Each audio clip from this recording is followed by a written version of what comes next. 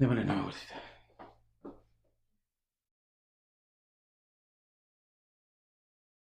Ya. Vamos a continuar donde estábamos y vamos a hacer, tuvimos que hacer este estudio por dos, se nos falló la grabación anterior y la idea es tener todo el material ordenado, tener toda esta serie de Juan, creo que hace buena tenerla, después escucharla, verla, repasarla y perfeccionarla, ¿por qué no? No creo que a la primera salga todo perfecto, así que es bueno poder, digamos, tener ese material registrado. Vamos a estar viendo desde Juan, del capítulo 5 del 30 al 47, y nos dimos cuenta que estábamos ya estudiando un pasaje de la Biblia que es súper potente, que tiene que ver con algo que es fuerte, la cristología bíblica. La cristología, ¿no es cierto? Una rama de la teología que estudia la deidad de Cristo, ¿ya? Y ahí vamos a ver cómo ahí también había hartas controversias, cómo han habido a través de los tiempos. Esto fue desde el inicio, el otro día estábamos conversando con mi señora de eso mismo, con respecto mismo al judaísmo. Hay que tener cuidado. Yo veo muchos hermanos que les gusta escuchar rabino y cosas por el estilo, y el rabino va mucho a la palabra de origen y intenta mucho conceptualizarlo a la mirada desde el judaísmo. Y ojo, hay que tener cuidado con eso. Pero nosotros tenemos que entender que Juan, en sus cartas, ¿no es cierto?, donde dice claramente que quien niega que Cristo es Dios y que vino en carne es el espíritu del anticristo. Nosotros no podemos abrazar el judaísmo, por mucho que vengamos de la misma raíz bíblica, ¿no es cierto? Y que tengamos un canon de las escrituras totalmente parecido, no por eso vamos a ser primo hermanos. Los hermanos judíos, perdón, los judíos no son nuestros hermanos. ¿Ya? Los judíos son una secta contraria a Cristo. Eso es lo que son. Y así hay que tomarlo. No hay que verlo de otra manera. Y en ese sentido, hoy día vemos cómo los mismos judíos de la época cuestionaban, ¿no es cierto?, este tema. El otro día veía un video también que para nosotros la palabra Elohim, ¿no es cierto?, cuando habla de Dios, y después también lo traduce de la misma forma, pero como en un plural, por así decirlo, para lo que es nuestro teísmo y lo que somos, ¿no es cierto?, monoteístas, nos complica que esa palabra suene en plural porque a ti lo asociamos más de una persona, cuando no necesariamente es más de una persona. ¿Ya? Y ahí hay un tema potente en el trasfondo, y algo que me quedé así como con la tarea para la casa, para darle, digamos, un poquito más de profundidad a esa idea. Me gustó mucho, porque creo que es una forma de cómo atacar esto. Muchas corrientes aparecieron a través del tiempo, cosas que las vamos a ver. En este caso, los judíos, ¿no es cierto?, atacaban directamente al Señor por decir que Él era hombre y era Dios, por decirse el Hijo de Dios. Y él, al decirse Hijo de Dios, no se decía como una creación, los judíos no lo entendían así. Hay que entenderlo súper claro. Cuando Él le dice que yo soy el Hijo de Dios, ellos no lo veían como una creación, como lo ve Arriano, vamos a ver que el arrianismo un poquito más adelante, no lo ven como un ser creado ni un ángel, lo ven que él está haciéndose igual a Dios. Y por eso que los pareció varias veces intentaron apedrear al Señor por esta blasfemia que ellos decían, ¿cierto? Que era que él siendo hombre se hacía igual a Dios. Entonces, en este pasaje vamos viendo cómo en el capítulo 5 en general, desde el versículo 29, 19 en adelante, vamos viendo todo esto que tiene que ver con la cristología y haciendo un poquito más de resumen a lo que hemos venido viendo. El capítulo 5 parte con el paralítico de Bethesda, ¿no es cierto? Lo vimos, cómo este paralítico es sanado en un estanque que estaba ahí. Entendimos que, y resumíamos que la parte donde dice que el ángel, ¿no es cierto?, descendía de tiempo en tiempo, es una parte que no aparece en los escritos originales, y que él tenía que ser como una entre paréntesis de un copista, ¿no es cierto?, dando una explicación del por qué estos estaban ahí. Habían un montón, ¿no es cierto?, decía, de gente enferma que estaba ahí esperando, y era una superstición, claramente, lo entendemos porque más adelante vemos cómo cuando el Señor sana a otro paralítico, dice, nunca antes hemos visto algo así. Por tanto, las sanidades no eran una cuestión común. Si hubiese habido sanidades comunes y de tiempo en tiempo venía un ángel y descendía y sanaba personas, créanme que los fariseos ni la gente de Jerusalén no se hubiese atochado a través del Señor para decir esto. Eso era una superstición, esperando que algo pasara por un mito urbano.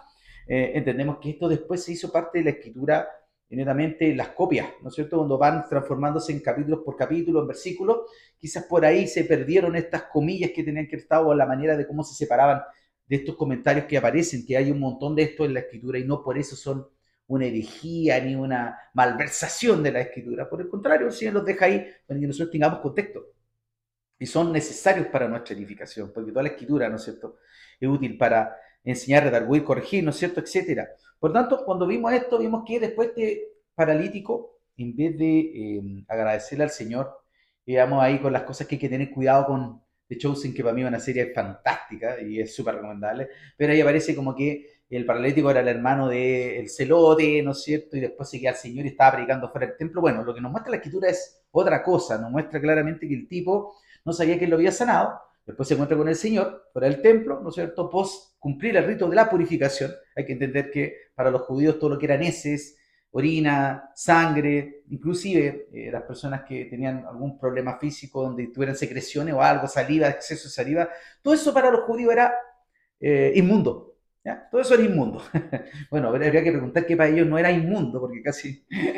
Pero bueno, en esta exageración de las normas levíticas, ¿no es cierto? Ellos tenían un montón de rituales para este tipo de cosas, pero también habían algunas que están claramente establecidas que después que el tipo fuera sanado, si es que él tenía que venir, si él se encontraba sano, tenía que presentarse delante de su sumo sacerdote, y el sumo sacerdote le daba como el alta, ¿ya? Le daba como el alta médica, por así decirlo, y lo habilitaba para ser parte de la comunión que se hacían en las sinagogas. Por eso entendemos que finalmente el tema de las sinagogas no era solamente un centro eclesiástico, no solamente un centro religioso, no era solamente un lugar donde uno se reunía, era el centro civil y social de los judíos, ¿ya? Por tanto, era muy importante ser parte de la sinagoga. Sin ser parte de la sinagoga, tú no podías aspirar nada más. Eras casi contado como un gentil y un impío. Entonces, por así decirlo, eso de excomulgarlos, por así tomando un término conocido católico para que todos lo entiendan, de la sinagoga era un tema menor, no era menor. ¿Ya? Entonces, ¿qué hace este paralítico? Va y acusa al Señor, le dice a los fariseos que él lo había sanado. Y los fariseos van y le van a pedir, ¿no es cierto? Interrogan al Señor, le preguntan con qué autoridad hace esto, lo vimos en los versículos del 19 al 29.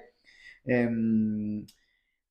y hay un versículo clave del pasaje que vimos anteriormente, que es el versículo 24, ¿no es cierto? Que dice, de cierto os digo, que el que oye mi palabra y crea al que me envió, tiene vida eterna y no vendrá a condenación, mas ha pasado de muerte a vida, ¿no es cierto? Y aquí hay una cuestión cuando él habla también de la resurrección. Primero les cita el tema de la resurrección, ¿no es cierto? Que los que eh, estén, digamos, en esta línea, viene la hora, ¿no es cierto?, cuando oirán la voz del Hijo del Hombre y serán levantados. Y el Señor habló ahí en ese pasaje de que así como el Padre tiene poder para dar vida, el Hijo también tiene poder para darlo. Y ahí empiezan, también les da el primer juicio, dice, porque lo que hicieron lo bueno, ¿no es cierto?, saldrán a resurrección de vida, más lo que hicieron lo malo, a resurrección de condenación. Y ahí vamos contextualizando el pasaje al versículo 30 en adelante, y el Señor empieza acá a hacer una defensa como de carácter jurídico de quién es Él. El Señor empieza a decirle a los fariseos, yo tengo testigos para hablar lo que hago y hacer lo que hago. ¿No es cierto? Vamos a leer ahora primero del 30 al 47 y de ahí vamos a ir desmenuzando un poquito. Dice, no puedo hacer nada, no puedo yo hacer nada por mí mismo, según oigo, así juzgo mi juicio justo porque no busco mi voluntad, sino la voluntad del que me envió, la del Padre. Si yo te doy testimonio acerca de mí mismo, mi testimonio no es verdadero. Otro es el que da testimonio acerca de mí. Y sé que el testimonio que da de mí es verdadero. Vosotros enviasteis mensajeros a Juan, y él dio testimonio de la verdad. Pero yo no recibo testimonio de hombre alguno, mas digo esto para que vosotros seáis salvos. Él era antorcha que ardía y alumbraba, y vosotros quisisteis regocijaros por un tiempo en su luz. Mas yo tengo mayor testimonio que el de Juan, porque las obras que el Padre me dio que cumpliese, para que cumpliese, las mismas obras que yo hago, dan testimonio de mí, que el Padre me ha enviado. También el Padre me envió, también el Padre que me envió ha dado testimonio de mí. Nunca habéis oído su voz, ni habéis visto su aspecto, ni tenéis su palabra morando en vosotros, porque a quien él envió vosotros no creéis. Escudriñad las escrituras porque a vosotros os parece que en ella tenéis la vida eterna, y ellas son las que dan testimonio de mí. Y no queréis venir a mí para que tengáis vida. Gloria a los hombres no recibo, mas yo os conozco que no tenéis amor de Dios en vosotros. Yo he venido en nombre de mi Padre, y no me recibís. Si otro viniera en su propio nombre, a ese recibiréis. ¿Cómo podéis vosotros creer, pues recibís gloria los unos de los otros y no buscáis la gloria que viene del Dios único? No penséis que yo voy a acusaros delante del Padre. Hay quien os acusa, Moisés, en quien tenéis vuestra esperanza. Porque si creyeseis a Moisés, me creeríais a mí, porque de mí escribió él. Pero si no creéis a sus escritos, ¿cómo creeréis a mis palabras? Vamos viendo cómo el Señor empieza una defensa con respecto a lo que Él es. Em, y vamos a ver que el concepto principal acá tiene que ver con los testigos que el Señor presenta, la ceguera espiritual de los fariseos y la revelación del Señor mismo, ¿no es cierto? Vimos que acá hay varias cosas que están súper latentes y son explícitas en el pasaje que tiene que ver con lo que ya vimos, comentamos anteriormente, que tiene que ver con la cristología, que el Señor afirma su deidad, ¿no es cierto? Hay una doctrina que tiene que ver con esto, con la cristología que está evidente ahí. También muestra la autoridad de las escrituras. ¿Ya? No sé si mucho o alguno de ustedes ha escuchado alguna vez con respecto a lo que dice muchas personas en la discusión que hay entre el protestantismo y el catolicismo, ¿no es cierto? Para nosotros la única autoridad son las escrituras. Para el catolicismo, la diferencia que tenemos con ellos es que ellos ven la inerrancia del Papa, creen que el Papa todavía es una especie de profeta o oráculo de parte del Señor directo, como eran los profetas antiguos testamentarios, y también le dan el mismo nivel a la tradición que ellos tienen, a cosas que en el tiempo se han hecho como tradición, lo ponen al mismo nivel de la escritura. Para nosotros no, ¿no es cierto? Y vemos también otra cosa súper importante que tiene que ver con la responsabilidad moral y la incredulidad. Y esto se va como fusionando entre esta falsa moralidad y la incredulidad se va transformando en hipocresía. Aquí vemos como que esta falsa moral y la incredulidad se va traduciendo en hipocresía. Y vemos como el Señor confronta esto con los fariseos, porque el Señor habla, les quiere mostrar a ellos su dependencia al Padre, su obediencia al Padre y su unidad con el Padre. Cristo aquí afirma su deidad y está revelando su perfecta armonía con el Padre. Y vemos claramente aquí una parte súper interesante que tiene que ver con la Trinidad, porque el Señor habla directamente del Padre. Y también en el versículo, ¿no es cierto? 32, habla del Espíritu Santo implícitamente. Dice, porque otro es el que da testimonio acerca de mí, y sé que el testimonio que da de mí es verdadero. Y habla del Espíritu Santo. ¿Ya? Realmente acá está implícito. Y aquí vemos, ¿no es cierto?, la Trinidad, digamos, funcionando en todo su esplendor. Vemos cómo el Señor cita, en este caso el Señor Jesucristo cita al Padre, y acá de manera implícita también cita al Espíritu Santo. Súper interesante el versículo 32 para que lo tengan ahí bien destacado. El Señor claramente muestra que en la obra del Espíritu Santo, en la obra que convence de pecado, que el Padre, ¿no es cierto?, es quien dirige, digamos, este proceso de ejecución de lo que va a ser el Señor como chivo expiatorio, por así decirlo, va a ser el cordero inmolado, ¿no es cierto?, que quita el pecado del mundo. Entonces va a ir en esta línea y su sujeción tiene que ir al Padre porque el Señor estaba limitado en su humanidad. El Señor era hombre, era Dios, eso también lo vamos a entender porque también hay corrientes que tienen aquí ciertas diferencias, pero lo que nosotros creemos que ellos son, ¿no es cierto?, es una esencia en dos esencias, era hombre y era carne. Por tanto, no son dos esencias distintas y son dos esencias que se complementan. Eso lo dejamos también a lo que es el inmenso conocimiento que tiene Dios mismo de las cosas como Él las hace, y no tenemos por qué caer e intentar entenderlo de manera perfecta. Lo entendemos por fe y entendemos que compartían el Señor sus dos esencias en ese momento, era carne y era Dios. Y esto lo vemos en Juan, ¿no es cierto? Uno, ¿no es cierto? Un pasaje que vimos un montón al principio en el prólogo de lo que es el capítulo 1, los primeros 8 versículos siempre se le llama como el prólogo de Juan, y estos versículos son claramente lo que dice el Señor, que hablando de su deidad, que en el principio era el verbo era con Dios, y el verbo era Dios, este era en el principio con Dios, todas las cosas por Él fueron hechas, y sin Él nada de lo que ha sido hecho fue hecho. También lo vemos en Juan 10, del 30 al 33, donde el Señor mismo, ya un poquito más adelante, cosa que nos va a tocar ver en un rato más, el Señor se lo dice directamente de nuevo a los judíos. Y recordar que cuando el Señor habla de cuando el apóstol Juan acá habla de los judíos, no habla de una raza, no habla de una nación, habla de un segmento político y religioso, de los que eran judaizantes, ¿ya? De la gente que tenía la élite, y tampoco a la gente que creía en el judaísmo, porque ante todos los judíos eran judaizantes, sino que tiene que ver con la élite, con fariseos, saduceos, y gente que estaba metida en el tema político, y eran parte de como esta élite religiosa política. A ello se refiere a los judíos. Siempre este evangelio, siempre va dirigido a esa élite. ¿No es cierto? Cuando habla de los judíos, para que no entiendan, no crean que habla del pueblo de Judea, ni etcétera. Habla de esta élite. El versículo 30 dice en Juan 10, ¿no es cierto? Dice, yo y el Padre uno somos, por tanto el Señor después se los dice directamente, y que dice que hicieron los judíos, volvieron a tomar piedras para pedirle, porque esto fue una aseveración que el Señor no hizo una vez.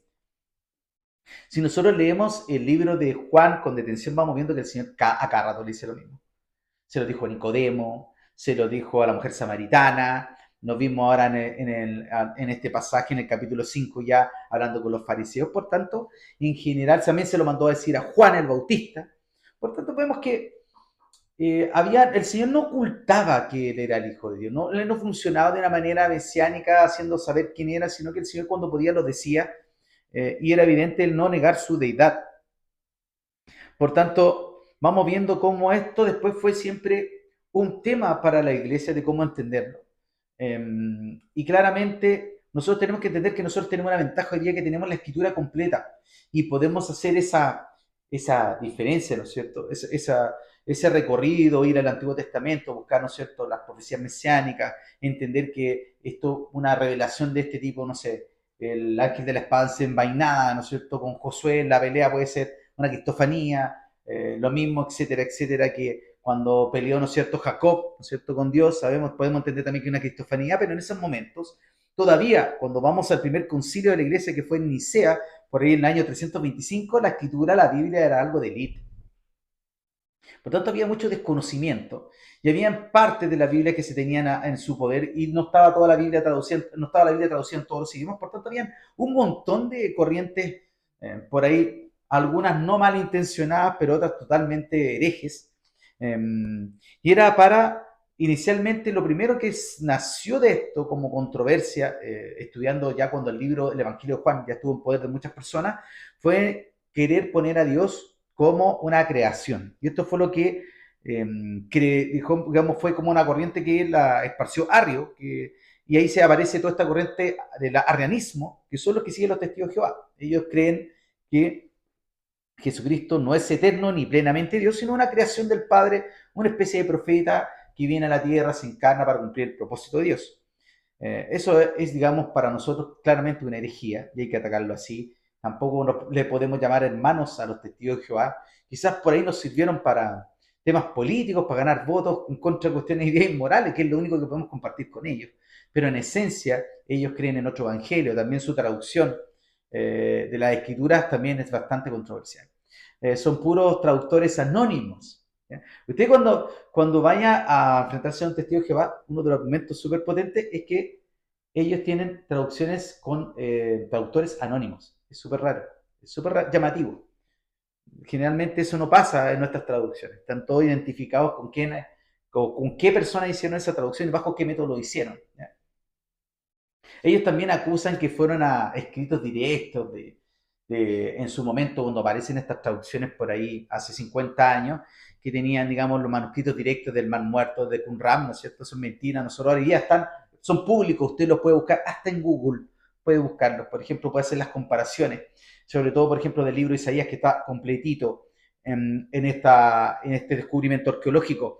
Por tanto, tenemos que entender que nosotros, la defensa de nuestra fe, el arrianismo, que hoy día representado fuertemente todavía por los testigos de Jehová, para nosotros es una herejía. Y ahí en ese concilio se definió claramente el credo de que Jesucristo es Dios y empieza a tomar forma lo que nosotros entendemos como la Trinidad, ¿no es cierto? Por eso que en este momento se le da el lugar que Cristo merece. También se definieron cosas como la fecha de la Pascua y otras cosas, pero definió las doctrinas fundamentales sobre Cristo y marcó un precedente para futuros concilios. Tenemos que entender que esto ayudó a unificar doctrinalmente el cristianismo. De ese momento, nosotros tenemos que entender que en ese momento todavía no había división entre el protestantismo y la Iglesia Católica. Ya, todavía teníamos bien fuerte lo que eran las instrucciones de los padres de la Iglesia todavía, hasta el año 150, por ahí 200 después de Cristo. Había muchos de ellos todavía que tenían, digamos, información muy fresca, por tanto no había desunión, todavía no habíamos caído en estas controversias, digamos, que hoy día dividen a la iglesia cristiana, por así decirlo. ¿Terminó ahí la controversia? Por supuesto que no. Después vieron otras diferencias que tienen que ver con la unión hipostática del Señor. Entonces ya, dijimos, el Señor es Dios, perfecto, Cristo es Dios, Jesús era Dios, lleguemos a acuerdo. Después en Calcedonia, 450 después de Cristo, se entra a otro problema, que es la unión hipostática. Lo vimos el otro día, ahora lo estamos reforzando, y tiene que ver con que Jesús tiene la naturaleza divina y humana y cómo se relacionan, se mezclan, se separan, Y ahí nacieron posturas bastante extremas, como fue la de Nestorio, ¿no es cierto? Que era una idea que Jesucristo era humano y divino, pero como que eran dos naturalezas que convivían, que chocaban entre sí. ¿Eh? Las cosas que nosotros no creemos, ¿no es cierto? Que había una humana y una divina, y que había una controversia, por eso que el Señor a veces llora, como que lo vence su humanidad y se acuerda que es Dios. Sí, es una cuestión rara. Ahora, muchos dicen que esto fue mal interpretado, que lo que quería decir Nestorio más que todo era que el Señor convivía con estas dos naturalezas y que no era la explicación, que esto fue mal explicado más que todo. Y que la controversia que la Iglesia Católica buscó para nombrarlo hereje en sí fue porque Nestorio fue el primero que dijo que María era la madre de Jesús, no era la madre de Dios. Y ahí vino claramente el choque. Y estamos hablando de los años, ¿no es cierto? Por ahí 451. Y aquí es donde la Iglesia Católica se empieza a podrir ya. Entonces sabemos que históricamente empezamos a revisar cómo empieza a comportarse la Iglesia Católica. De los años 400 para adelante la Iglesia Católica empieza a caer en esta pudrición, ¿no es cierto? Todo lo que tiene que ver con pagar por la indulgencia y la etcétera, etcétera, y todas las cosas. Todo el que creía distinto era una bruja, era quemado, y eran mago, hechicero, hereje, y todos eran muertos. Cualquier causa era de excomulgación o de muerte directamente. Eh, y ahí ¿no es cierto? Nestorio le dijo que Teótocos, que era la madre de Dios, no correspondía, sino que tenía que ser, ¿no es cierto? Cristótocos, que finalmente era la madre de Jesús, de la madre de Cristo, y que María dio a luz al ser humano, pero no es sí a la imagen divina de Dios porque es imposible, porque es preexistente. Entonces, claramente es lógico. Entonces, ¿qué pasó con eso? Que finalmente fue nombrado hereje. Creemos que hay una controversia, no vamos a andar en eso, se lo dejo ahí para que usted lo pueda ver. Eh, pero hubieron otras también que tienen que ver con el monofismo, que finalmente es como decir que el Señor era solamente en esencia divina y que como que adoptó toda esta cuestión como para que la gente lo viera, pero era como un fantasmita, lo crean mucho los gnósticos, ¿no es cierto? Y también por eso que Juan, inclusive en ese tiempo, en las cartas empiezan a corregir que el Señor vino en carne, no solamente en espíritu, porque algunos creen que era un espíritu, que por eso que fue crucificado, y era casi una obra teatral, pero que el Señor nunca murió. Por tanto, hay que entender que nosotros creemos que el Señor tenía sus dos naturalezas, ¿no es cierto?, en una. Igual como funciona quizá el misterio de la Trinidad, funciona también lo que es la unión hipostática, porque finalmente no entendemos de qué manera convivían, coexistían, pero entendemos que tenía las dos naturalezas, eso sí, natural, humana y divina. Y creemos que el monofismo, ¿no es cierto?, no tiene que ver con nosotros, porque no creemos nosotros creemos que el Señor vino en carne, por tanto, tenemos que entender que nosotros creemos que el Señor fue carne y espíritu, lo dice claramente el libro de Juan. El problema teológico que se sucedía con lo que pasó aquí no era menor, porque usted tiene que entender, como les contaba al principio, que cuando tú hablas de dioses, para ellos entender como esto como dioses era una herejía completa para ellos. Es lo mismo que siempre busca atacar ¿cómo se llama? Los unicitarios. ¿Ya? Todos los unicitarios también buscan atacar esta cuestión de esa manera. Dicen que ¿cuántos dioses crees tú? Entonces tú crees en tres dioses. O también lo que dicen los testigos de Jehová. Entonces, ¿cuántos dioses hay? Entonces hay tres dioses. No, no hay tres dioses, hay un Dios. Una esencia, un Dios. Entonces, eso es lo que genera estas controversias que no han sido plenas de nuestro tiempo, sino que vemos que esto también vino desde los tiempos, digamos, del inicio de la iglesia, porque muchas veces queremos entenderlo de manera docta, queremos llevar esto a un plano legal y poder entenderlo con normas, y el Señor no se sujeta a las normas humanas, nosotros somos hormigas en su plan gigante, somos ahí cosas insignificantes, no podemos entender ni meternos en la cabeza del Señor para poder entender cómo funcionan esas cosas. Así que nosotros tenemos que aceptarlo por fe y verlo de esa manera. Vemos cómo el Señor les va mostrando a los fariseos entonces que su obediencia era una obediencia perfecta, su consujeción al Padre, que siendo igual a Dios, ¿no es cierto? Dice la Escritura, no lo vio como cosa que aferrarse, sino que se sometió en obediencia voluntariamente al Padre para cumplir la misión que el Padre le había ministrado a hacer. Vemos que Jesús es el segundo Adán, donde Adán desobedeció, Cristo nos muestra obediencia perfecta y lo podemos ver en Romanos 5:19, ¿no es cierto? Que finalmente tiene que ver con la hora redentora. Entonces, implícitamente, vemos también la redención dentro de estos pasajes, de estos versículos, perdón, que es súper importante entenderlo, que la misión del Señor era morir por el pecado humano. Y la redención también está explícita, la obediencia del Hijo era venir a morir por los pecados del mundo. Tenía que suceder así, era así, y la obediencia del Hijo era en este camino, ¿no es cierto? Y de la misma manera vemos que la obediencia de Cristo viene a mostrar que el camino perfecto al Padre sí se podía cumplir, ¿no es cierto? Pero lo podía cumplir Él solamente porque, ¿no es cierto?, que era perfecto. En Romanos 5:19 dice, porque así como la desobediencia de un hombre, los muchos fueron constituidos pecadores, así también, por la obediencia de uno, los muchos serán constituidos justos. Aquí vemos la doctrina también después de la justificación. Somos justificados por la fe en Jesucristo. Ninguno de nosotros podía seguir este camino, sino solamente el Señor. Entonces nos muestra que el ejemplo de nosotros es a la sujeción a la voluntad del Espíritu Santo que hoy día vive en nosotros y nos da las herramientas en nuestra arra, ¿no es cierto?, nuestra garantía, y que siempre nos muestra el camino a seguir, siempre nos va mostrando la forma de cómo ir tomando decisiones y haciéndolas. Cuando nosotros fallamos, es netamente por desobediencia. Yo no sé usted, pero por lo menos a mí me pasa que cuando uno hace algo indebido, en cualquier grado, en cualquier situación, el Señor, por medio de su Espíritu, te amonesta de inmediato.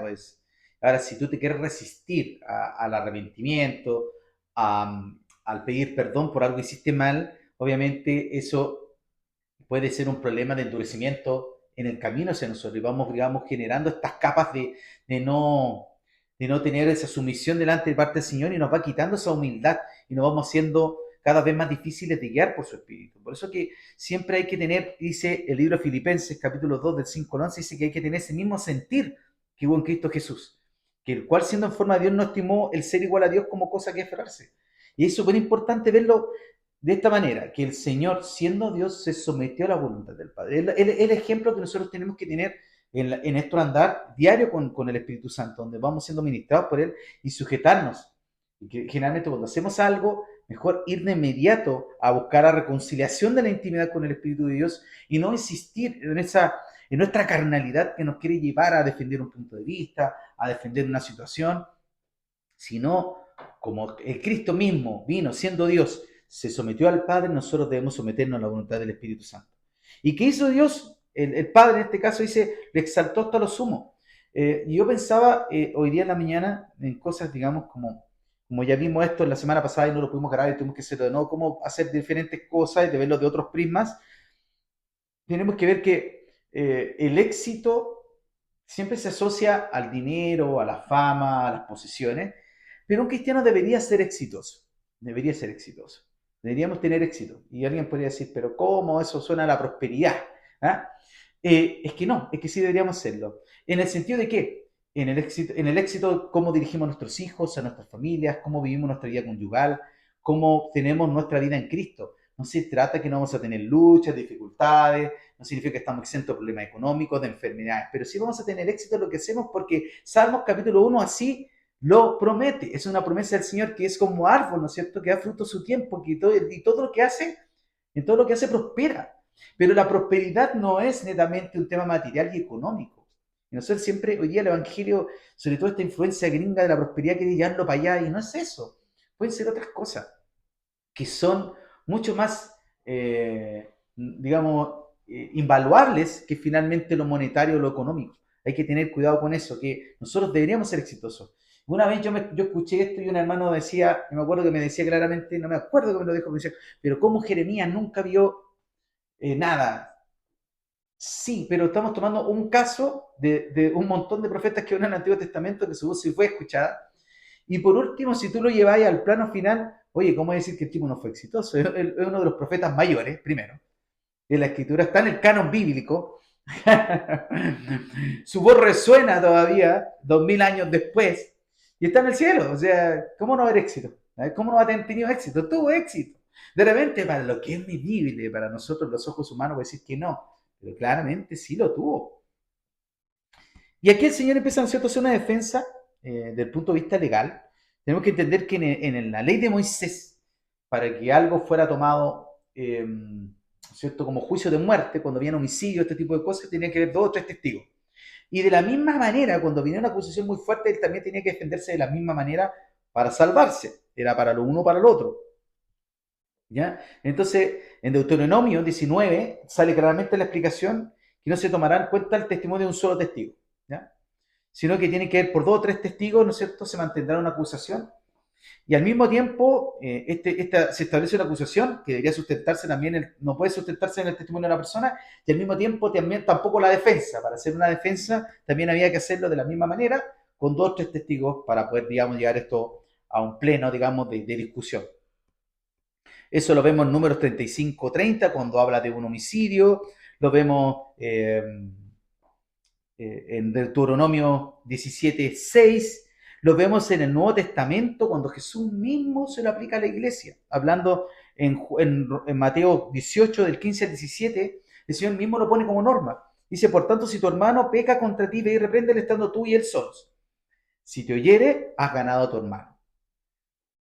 Mas si no te oyere, toma aún contigo a 1 o 2, para que en boca de 2 o 3 testigos conste toda palabra. Vemos que la regla que el Señor puso, él mismo se la aplica a sí mismo. También lo dice Corintios.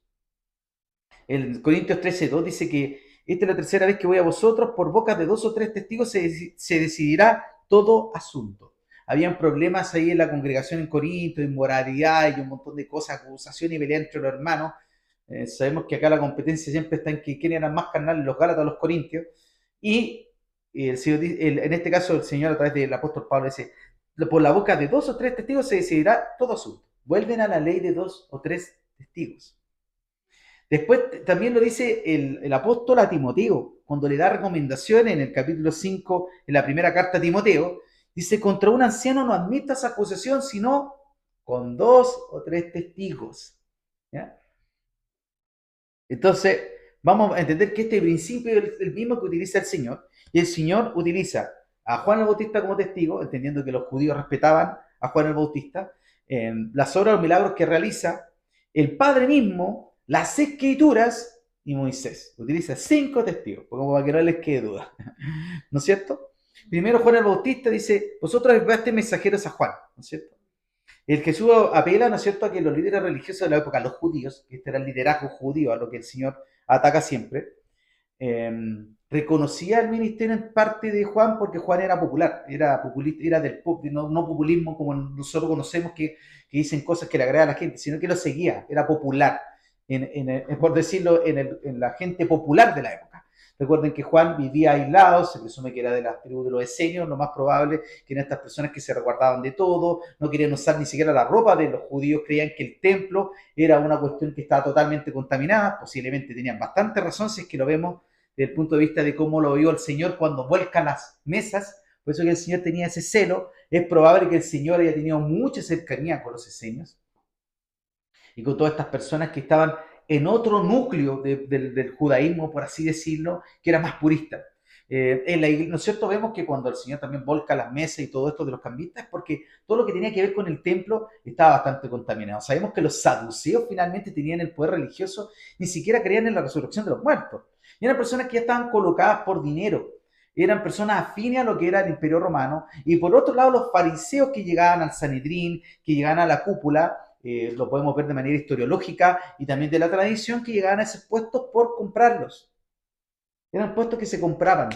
Ya no eran elecciones populares, por así decirlo, porque los fariseos eran como representantes del pueblo, eran como los concejales, lo veíamos la semana pasada. Eso eran los fariseos. Podríamos decir que los saduceos eran como senadores, ¿ah? Una cuestión así, ministros de Estado, y los fariseos eran como concejales, ¿no? Eran como la gente del vulgo que tomó algo de estudios y empieza a escalar socialmente. Por tanto, para los saduceos, el fariseo era una persona de poca monta, era de baja monta, no eran bien mirados para ellos, desde el punto de vista de la élite social, ¿no es cierto?, y económica.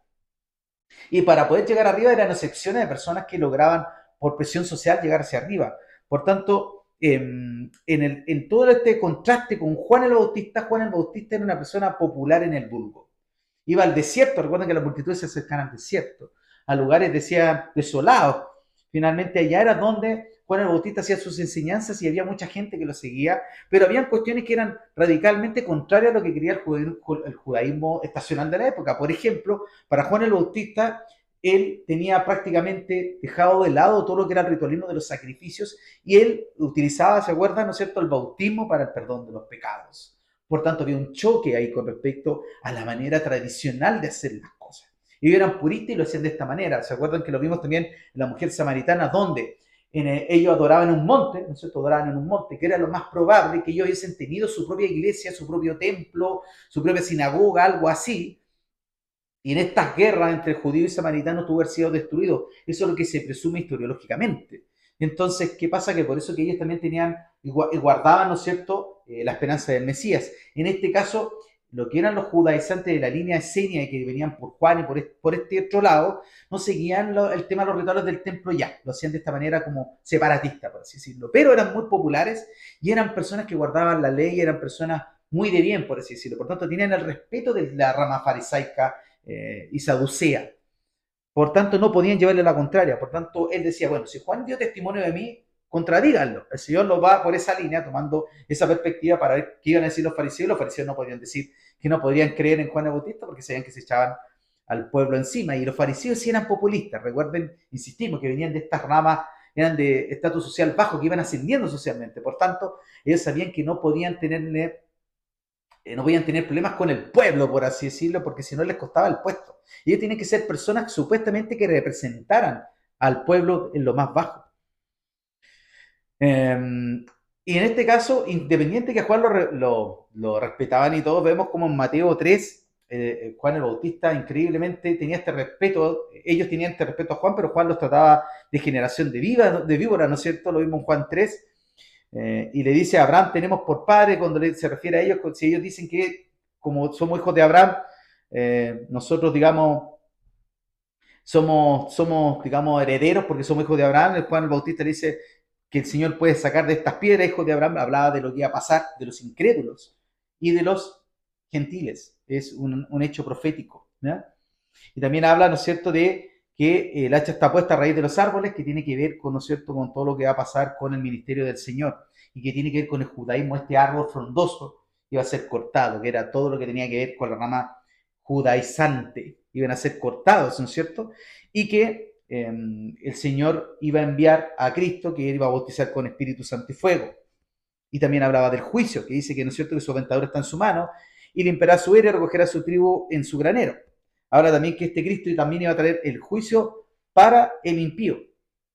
Y Juan expone claramente que él no era la luz, que era un testigo, y centra absolutamente su predicación en Cristo. Por tanto, vemos cuando Juan también en Juan 3:30 dice, es necesario que él crezca y yo mengüe, habla claramente del testimonio de Cristo. Por tanto, el Señor hace referencia a esto para que los fariseos perdan un punto, por así decirlo. Vemos que Juan era el cumplimiento de Isaías 40, ¿no es cierto? Claramente la voz que clama en el desierto. Y estos son de los pocos pasajes, no hay tantos pasajes en la escritura que sean transversales en todos los sinópticos, y este pasaje de la voz que clama en el desierto sí aparece.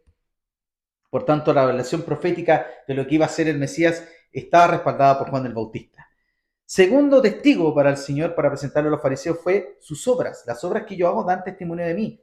El Señor dice que esto autentifica su misión, que revela el poder sobrenatural que el Padre le dio a él y que era necesario que ellos entendieran que esto mostraba su autoridad divina y que estas señales no eran finalmente para exhibición al público, no eran necesariamente solo señales para que el público, el pueblo se entretuviera, sino que tenían que ver con señales que evidenciaban la labor mesiánica del Cristo, eran demostraciones del reino de los cielos estableciéndose en la tierra y que tenía que ver con la gloria de Dios mismo entre los hombres, la sobrenaturalidad de lo que tiene que ver con el poder de Dios en medio de los hombres.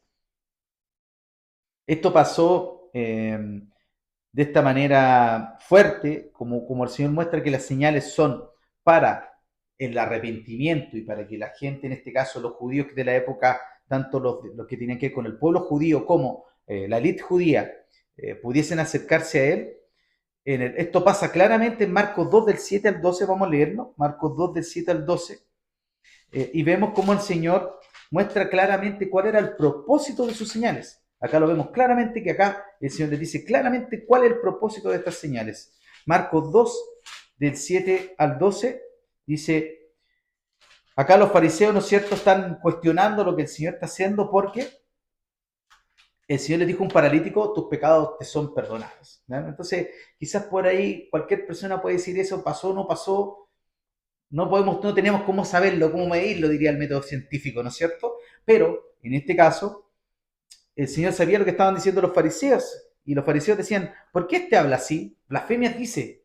¿Quién puede perdonar pecados si no solo Dios? Dice. Y conociendo luego Jesús en su espíritu que cavilaban de esta manera dentro de sí mismos, les dijo, ¿por qué caviláis así en vuestros corazones? ¿Por qué maquineáis esto? ¿Por qué hacen este pelambre? ¿Qué es más fácil decir al paralítico, tus pecados te son perdonados? O decirle, levántate, toma tu lecho y anda. Pues, para que sepáis que el Hijo del Hombre tiene potestad de la tierra para perdonar pecados, dijo al paralítico, a ti te digo, levántate, toma tu lecho y vete a tu casa. Entonces él se levantó enseguida, tomando su lecho, salió delante de todos, de manera que todos se asombraron y glorificaron a Dios diciendo, nunca hemos visto tal cosa. Acá vemos claramente de lo que veíamos anteriormente que lo del paralítico de Bethesda era un mito. Nunca hemos visto tal cosa. Las señales que hizo el Señor en la época nunca habían sucedido. Una vez yo escuché un tipo de historiador, estos medio que le gusta el misticismo y todo este tipo de cosas, y hablaban de la, ¿no es cierto?, de que la existencia de Jesús, de Jesucristo es innegable, hay muchas fuentes, hay demasiadas fuentes, egipcia, de judíos, de romanos, es imposible negar que Jesucristo no existe, por tanto, es por eso que existe antes de Cristo y después de Cristo, es un personaje histórico del mundo que es innegable. Es más comprobable la existencia de Jesús que la de Carlos Magno, la de Sócrates, la de Platón, etcétera, etcétera, etcétera. Hay muchas más fuentes de evidencia arqueológica históricas, por tanto, eso no se puede negar.